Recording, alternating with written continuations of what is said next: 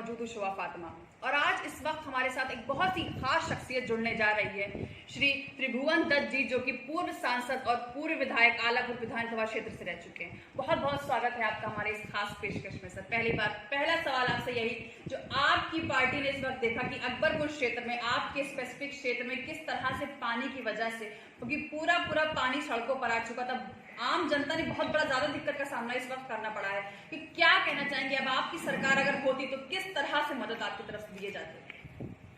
धन्यवाद फातिमा जी। जैसा आपने सवाल किया पानी का, केवल पानी का ही सवाल नहीं है। भारतीय जनता पार्टी की सरकार ने बड़े बड़े वादे करने का काम समाज के बीच में किया था और आज लगभग 4.5 साल से ऊपर इस प्रदेश सरकार को हो गया है और इन 4.5 वर्षों में मैं समझता हूँ कि जितने वादे किए थे एक भी वादा पूरा करने का काम नहीं किया और जिसका नतीजा है कि आज जनता अपने आप को ठगी महसूस कर रही है।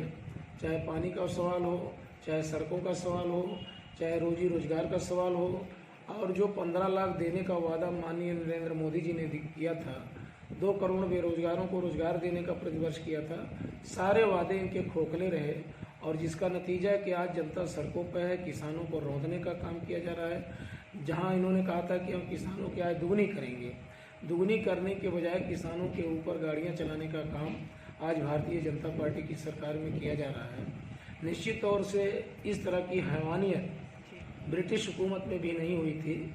निश्चित तौर से आज प्रदेश की जनता अपने आप को ठगा महसूस कर रही है और निश्चित तौर से जनता ये तय करके बैठी है कि जैसे ही 2022 के चुनाव का बिगुल बजता है तो इनको सत्ता से बेदखल करने का काम करेंगे और दोबारा से इस प्रदेश का मुख्यमंत्री माननीय श्री अखिलेश यादव जी को बनाने का काम करेंगे। जी, आपके क्षेत्र में कौन सी ऐसी क्षेत्र में विकास सबसे पीछे रह गया? भारतीय जनता पार्टी के सरकार में कौन सा विकास हुआ है, चाहे स्वास्थ्य के मामले में ले लीजिए, शिक्षा के मामले में ले लीजिए, चिकित्सा के मामले में ले लीजिए, सड़कों के बारे में ले लीजिए, तो कोई भी विकास का कार्य नहीं हुआ। जो भी विकास का कार्य हुआ पूर्ववर्ती सरकारों में हुआ है और भारतीय जनता पार्टी के सरकार की आदत रही है जो विकास कार्य हुए हैं उसी का फीता काट काट करके ये अपने आप को अपना कार्य बताने का काम कर रहे हैं। लेकिन प्रदेश की जनता बहुत ही बुद्धिजीवी है और जनता बहुत ही जागरूक है। जनता इस बात को समझ रही है। एक बार इनके धोखे में आने का काम हो गया, लेकिन दोबारा से इनके धोखे में आने वाली नहीं है। अनएम्प्लॉयमेंट, जो कि बेरोजगारी बहुत बड़ा मुद्दा हमारे खुद के क्षेत्र में इस वक्त है, अगर आपकी सरकार होती इस वक्त, जो आप कौन सी चीजें हटा के अपनी सरकार में करता कि बेरोजगारी का मुद्दा खत्म हो जाता? देखिए, आपको शायद मालूम होगा, हमारे समाजवादी पार्टी के राष्ट्रीय अध्यक्ष और पूर्व मुख्यमंत्री श्री अखिलेश यादव जी ने एक वादा किया है समाज के बीच में कि अगर हमारी सरकार बनेगी तो निश्चित तौर से हम 10 लाख बेरोजगारों को रोजगार देने का काम करेंगे, 300 यूनिट बिजली फ्री देने का काम करेंगे और पुरानी पेंशन को बहाल करने का काम करेंगे, प्रमोशन में आरक्षण देने का काम करेंगे। तमाम ऐसे वादे करने का काम उन्होंने किया है और केवल वादा ही नहीं किया है। आप देखे होंगे जब भी राष्ट्रीय अध्यक्ष जी को उत्तर प्रदेश का मुख्यमंत्री बनने का अवसर मिला तो उन्होंने ये सारे कार्य करके दिखाने का काम किया था। चाहे वो लैपटॉप का मामला हो, चाहे युवाओं को आधुनिकता से जोड़ने का मामला हो, चाहे 100 नंबर की एम्बुलेंस की बात हो या 108 एम्बुलेंस की बात हो, 100 नंबर डायल 100 की बात हो, इन तमाम योजनाओं को चला करके समाज को सरलता से उनके दुखों को बांटने का काम किया था। लेकिन आज वर्तमान सरकार ने सारे दुख दर्द को बांटने के बजाय बढ़ाने का काम किया है। निश्चित तौर से जनता में बहुत बड़ा आक्रोश है। हम लोग गांव में जाते हैं, क्षेत्र में जाते हैं। मैं तो आलापुर विधानसभा क्षेत्र से विधायक रहा हूं और मैंने 5 वर्ष में जो विकास के कार्य किए थे, विरोधी भी एक काम कहते थे कि जो कार्य 50 वर्षों में नहीं हुआ, त्रिभुवन दत्त ने 5 वर्षों में कराने का काम किया। चाहे 132 kV सब स्टेशन का मामला हो, चाहे फायर स्टेशन का मामला हो, चाहे जो है आदर्श इंटर कॉलेज बनाने का मामला हो और चाहे सड़कों की बात ले लीजिए। आज सड़कों की वो बुरी हाल आलापुर में है कि आप मॉडर्न मूव होते हुए बिहार कटोखर चौराहे तक जाने हो तो मैं समझता हूँ कि 15 मिनट के रास्ते में 3.5 घंटा लग जाएंगे। और विकास का रास्ता जब आवागमन सुगम होता है तभी विकास का कार्य होता है।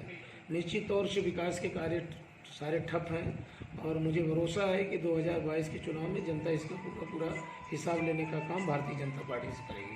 जैसा कि आपने कहा कि आपके आलापुर क्षेत्र में आपने काफी काम अंजाम दे रखे थे, जो इस जो अभी प्रेजेंट गवर्नमेंट है उसने उस चीजों को बरकरार रखा है कि नहीं?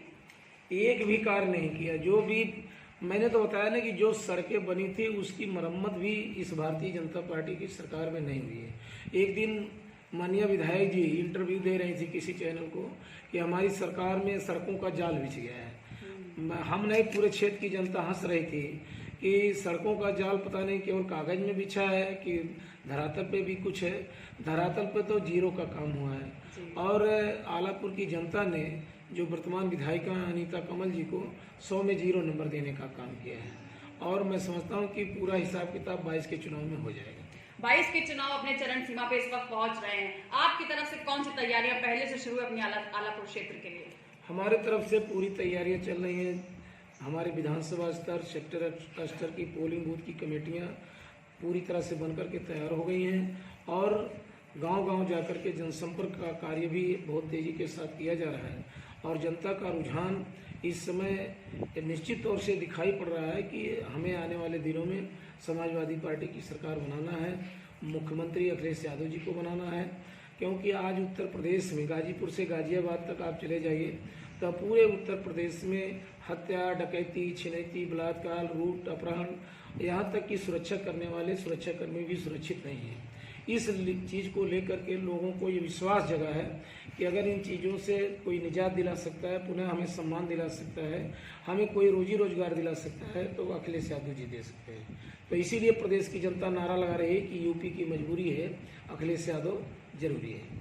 तो ये आपसे आखिरी सवाल यही रहेगा कि आलापुर के लोग जो कि आप ऑलरेडी वहाँ के विधानसभा रह चुके हैं, ऑलरेडी पूर्व सांसद वहाँ के रह चुके हैं, वहाँ के लोगों के लिए स्पेसिफिक कौन सा कार्य आपने शुरू कर दिया है? देखिए, काम तो हमने आपको बताया ना कि जब मैं 5 साल जब विधायक था तो जो कार्य 50 वर्ष में नहीं हुए थे, हमने 5 साल में उसको कराने का काम किया है। अगर उस क्षेत्र की महान जनता ने हमें आशीर्वाद दिया तो मैं पूरा विश्वास दिलाता हूं कि आलापुर विधानसभा को दोबारा से आदर्श विधानसभा बनाने के लिए पूरी तन्मयता से कार्य करने का काम करूंगा। बहुत बहुत शुक्रिया हमारे साथ जुड़ने के लिए। कैमरामैन लौकुश के साथ शोआ फातिमा फॉर ANN न्यूज़।